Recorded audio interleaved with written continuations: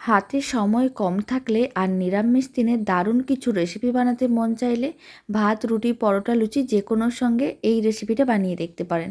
প্রথমে কড়াইতে অল্প করে সর্ষের তেল দিতে হবে, অল্প করে গোটা জিরে আর শুকনো লঙ্কা দিতে হবে। ফোড়নগুলোকে হালকা করে ভেজে এর মধ্যে আদা বাটা, হলুদ গুঁড়ো, লঙ্কার গুঁড়ো, জিরে গুঁড়ো, ধনে গুঁড়ো দিতে হবে। খুব ভালো করে মিশিয়ে নিতে হবে। মশলাটা যখন ভালো করে কষানো হয়ে যাবে এর মধ্যে কেটে রাখা টমেটো আর ক্যাপসিকাম দিতে হবে। আবারও সমস্ত কিছু একসঙ্গে ভালো করে মিশিয়ে নিতে হবে। এবার 1 চামচের মতন বেসন দিতে হবে, আবারও খুব ভালো করে মিশিয়ে নিতে হবে। এবার এর মধ্যে দিয়ে দিলাম স্বাদ অনুযায়ী লবণ, চিনি আর দিয়ে দিলাম গরম মশলার গুঁড়ো। সমস্ত কিছু বেশ নাড়াচাড়া করে হালকা করে ভেজে নিয়েছিলাম। এবার আমি 150 গ্রামের মতন ছানা নিয়েছি। ছানাটাকে হাতে ঠিক এরকমই টুকরো করে দিয়ে দিতে হবে। তারপরে ভালো করে একসঙ্গে মিশিয়ে নিতে হবে। তারপর দিতে হবে পরিমাণ অনুযায়ী জল।